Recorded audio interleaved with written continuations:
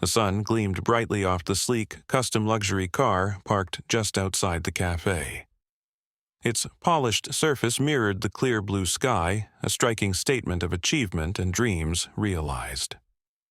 Darnell Carter stepped out of the driver's seat, his movements calm yet purposeful. He paused briefly, allowing the warmth of pride to settle in his chest as he looked at the car, a tangible reward for years of hard work and perseverance. "It's finally mine," he thought with quiet satisfaction. The passers-by couldn't help but admire the vehicle. Conversations paused, and heads turned as its unique design caught the attention of onlookers. A young man whispered to his friend, "I've never seen anything like that before. Must have cost a fortune." Inside the cafe, Rita Lopez, the owner, glanced out the window and smiled knowingly. Darnell was one of her regulars, a polite, hard-working customer who often spent his mornings there before tackling his busy schedule. "He deserves it," she murmured to herself, nodding with approval as she watched him lock the car and head toward the entrance. Across the street, Officers Brian Miller and Jack Thompson sat in their patrol car, their eyes fixed on the scene. Miller's gaze lingered on the car, his expression hardening. "No way," he muttered under his breath. Thompson glanced at him. "What? That car, there's no way he owns that," Miller said, his tone laced with disbelief. Thompson shifted uncomfortably in his seat. "Maybe he does. I mean, people can surprise you." Miller scoffed, his jaw tightening. "People like him. Come on, Thompson. You and I both know what's going on here. That car's stolen. Has to be."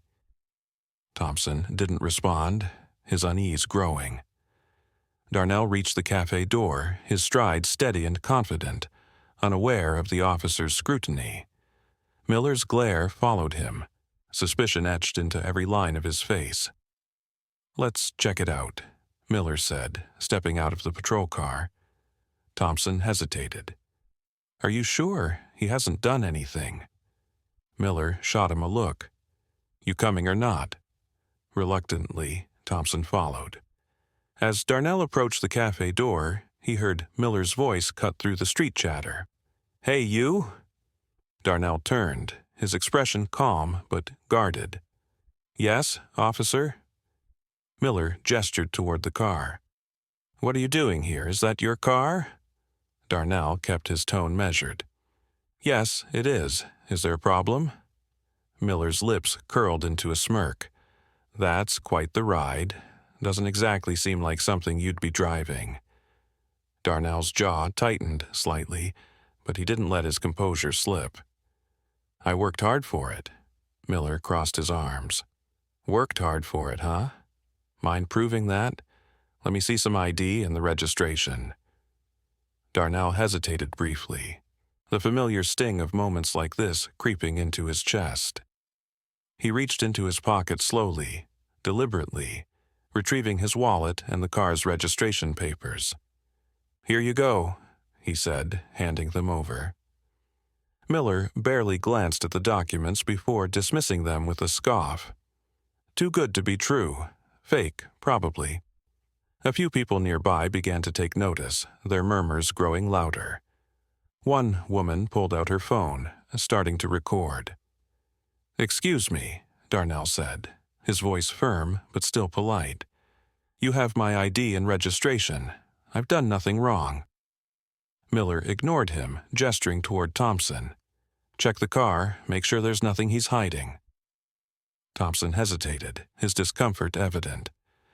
"Brian, I don't think—" "Do it," Miller snapped. As Thompson reluctantly moved toward the car, Darnell's voice cut through the tension. "You don't have a warrant. You have no right to search my car." Miller turned back to him, his smirk replaced with a glare. "Don't tell me how to do my job." The crowd grew larger, and the murmurs turned into audible discontent. "Leave him alone," someone shouted.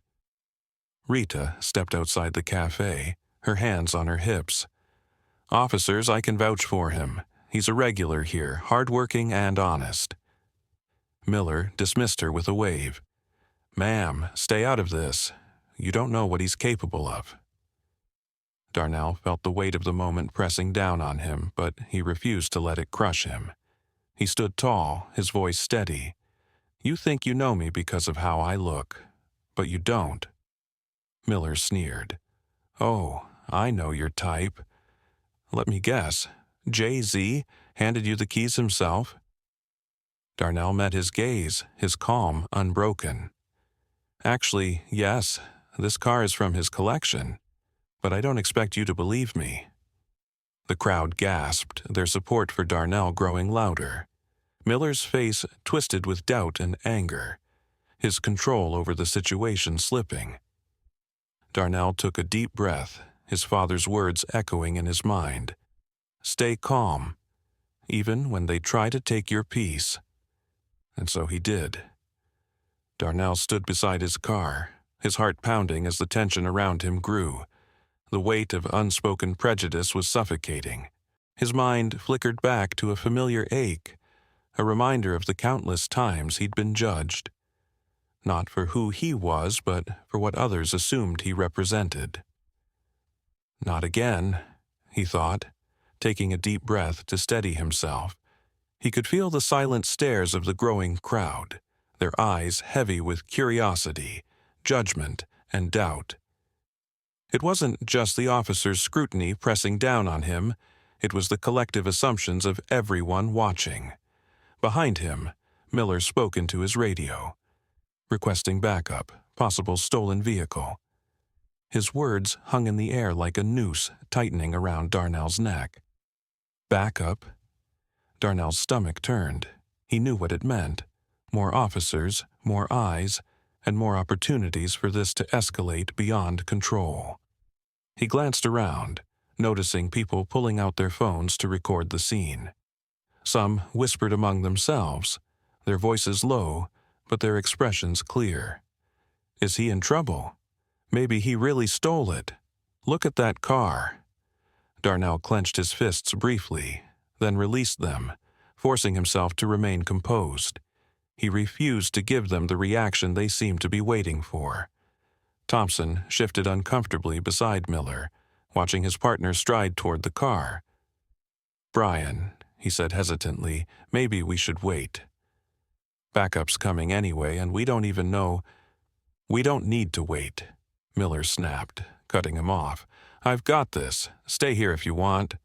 Thompson hesitated but followed reluctantly, his unease clear in every step. As Miller began inspecting the car, opening doors and looking into the windows without permission, Darnell's voice cut through the rising murmurs of the crowd. "You don't have a warrant to search my car," he said, his tone calm but firm. Miller straightened, narrowing his eyes. "And you don't have a right to that car. Funny how that works, huh?" Darnell's chest tightened, but he remembered his father's words. "Stay calm, even when they try to take your peace." He forced his voice to remain steady. "I've already given you my ID and registration. Everything checks out. What more do you need?" Miller smirked, stepping closer. "I'll decide what checks out. You just stay where you are." For a moment, the crowd seemed frozen in place, the tension thick and suffocating. Then, a woman's voice rang out, breaking the spell.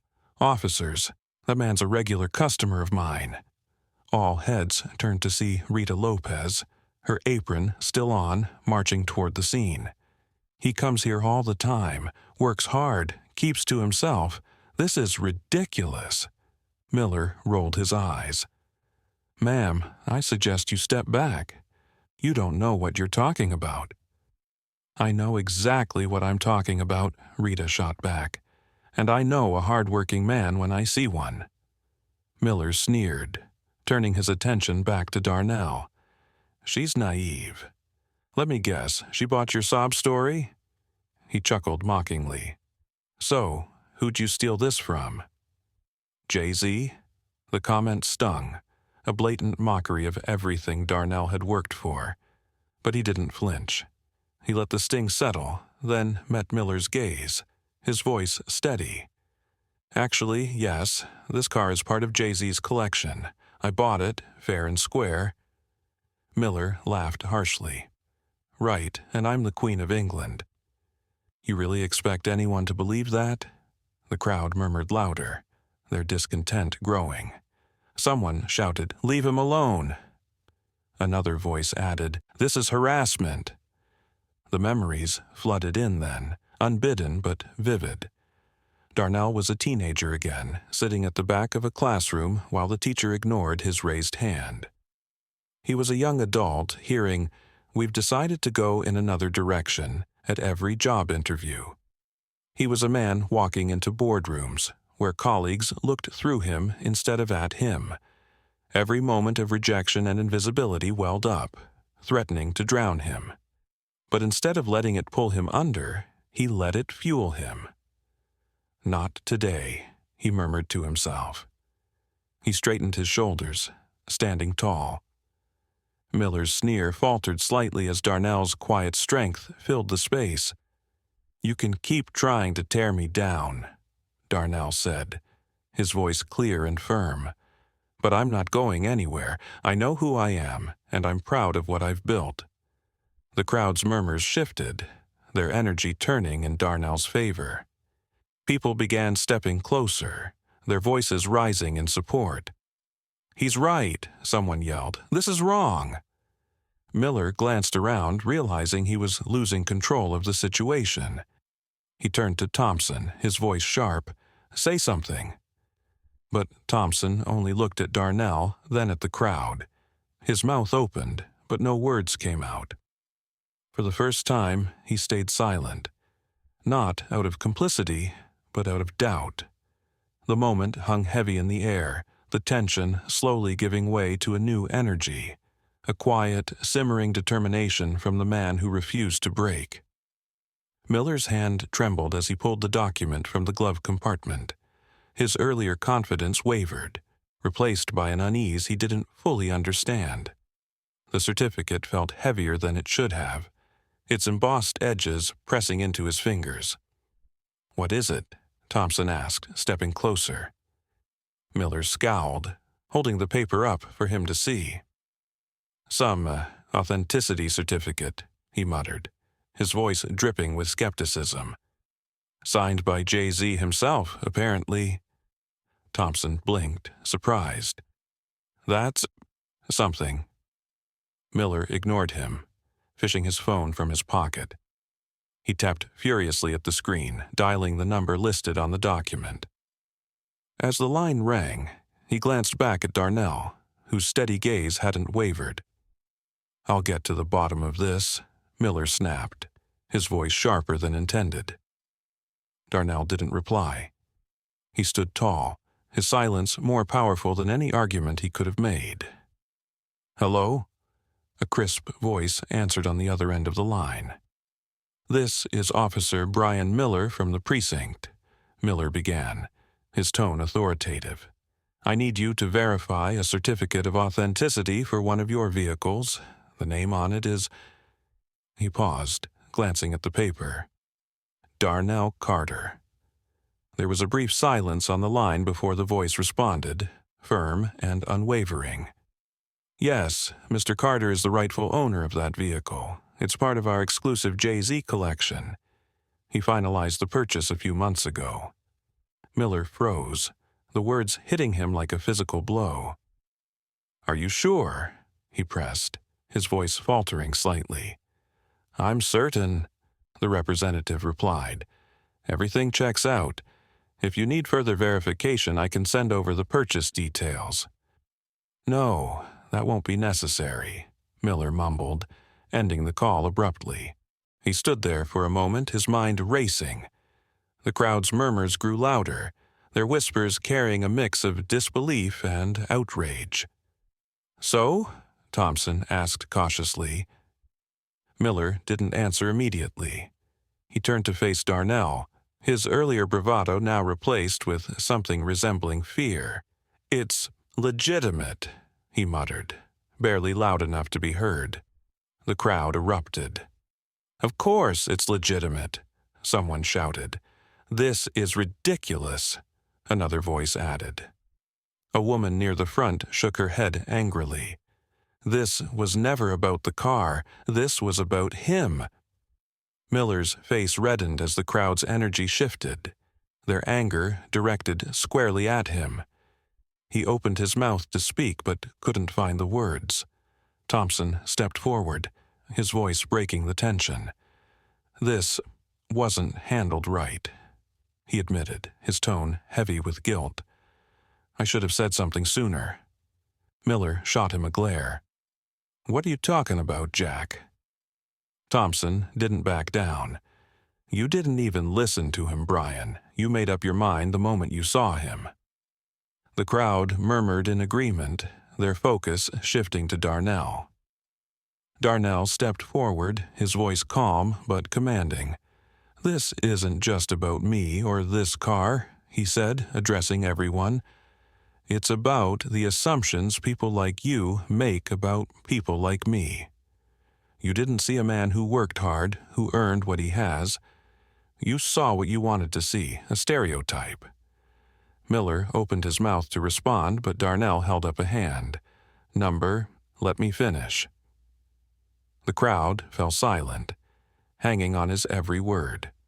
"Success doesn't erase the prejudice I face," Darnell continued, his voice filled with quiet strength.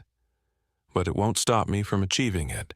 It won't stop me from standing here and reminding you, and anyone like you, that I'm more than what you assume." The crowd erupted into applause, their cheers echoing down the street. Miller, overwhelmed and humiliated, took a step back, lowering his gaze. For the first time he looked small, stripped of the authority he'd wielded so carelessly. Thompson placed a hand on Miller's shoulder, his expression grim. "It's over, Brian. Let it go." Darnell took a deep breath, the weight of the moment settling in. He turned to Rita, who gave him a proud nod, then to the crowd, whose support buoyed him. With his head held high, he began walking away, the noise of the crowd fading behind him. Each step felt lighter than the last, his quiet strength a beacon of hope and change. The crowd slowly dispersed, their voices a mix of anger and inspiration. Though the confrontation had ended, the transformation it sparked lingered in the air, undeniable and powerful. Darnell stood at the edge of the now dispersing crowd, his shoulders squared, his head high. The weight of the encounter hadn't left him, but his calm composure remained intact, a testament to his resilience. As he turned to leave, Rita approached him, her voice soft but firm. "You handled that with more grace than anyone could have expected," she said, her eyes full of admiration. Darnell smiled faintly, the tension in his face softening for the first time. "Thank you, Rita, for stepping in, for saying something. It matters more than you know." "It shouldn't have had to happen," she replied, shaking her head, "but you showed them. You showed all of us." Darnell nodded, glancing at the crowd, which was now scattering, many still murmuring amongst themselves. "It's not just about me," he said quietly. "It's about what happens next." A passerby, phone in hand, stopped to briefly meet Darnell's gaze. "I got it all on video," they said, their tone resolute. "People need to see this." Darnell hesitated, then nodded. "Make sure they do." The video spread like wildfire, igniting outrage across social media. Headlines appeared within hours. "Racial profiling incident sparks national debate," and "Police confrontation with black man highlights systemic issues." The police department issued a statement the following morning. "We have launched an internal investigation into Officer Miller's conduct during yesterday's incident," the statement read. "Accountability is our top priority." Thompson, the officer who had remained silent for too long, took a different route. In a public apology, he admitted, "I failed to speak up when I should have. My inaction contributed to the injustice Mr. Carter faced. I am deeply sorry and committed to doing better." The apology was met with mixed reactions. Some commended him for acknowledging his role, while others pointed out that silence in the moment was complicity. Regardless, the conversation around accountability continued to grow. Darnell sat at his desk, scrolling through messages pouring in from across the country.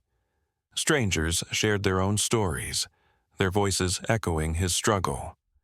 One message stood out.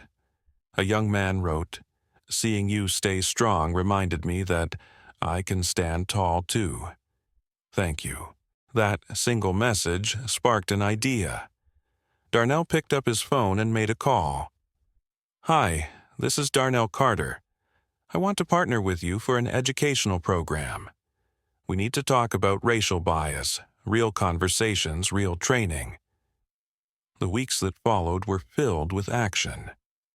Darnell began collaborating with local organizations, hosting workshops on racial equity and community building.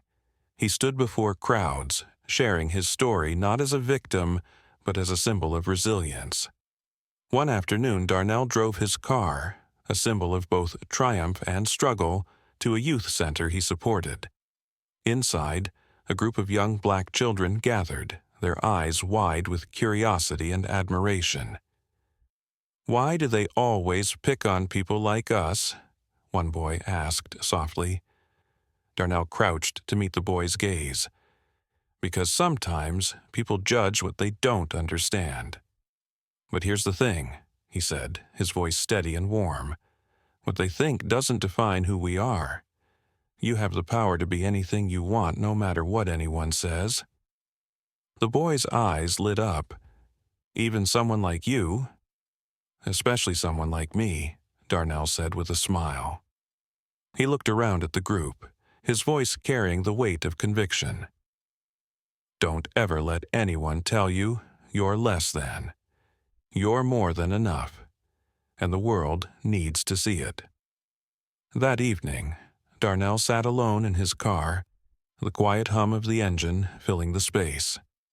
His reflection stared back at him from the rearview mirror. For a moment, the events of the past weeks replayed in his mind. The humiliation, the anger, the resolve. "Even with everything I've done, they still only saw what they wanted to see," he thought. "But I know who I am. That will never change." The duality of his reality settled over him like a heavy but familiar coat. Success hadn't shielded him from prejudice, but resilience had helped him rise above it. He exhaled slowly, a bittersweet smile forming. "The fight isn't over," he murmured to himself, "but every step forward matters." As the city lights blurred past the windows, his final thought was as clear and steady as his resolve. "They tried to see me as less, but I showed them who I really am." And with that, he drove forward, the road ahead lit with possibility.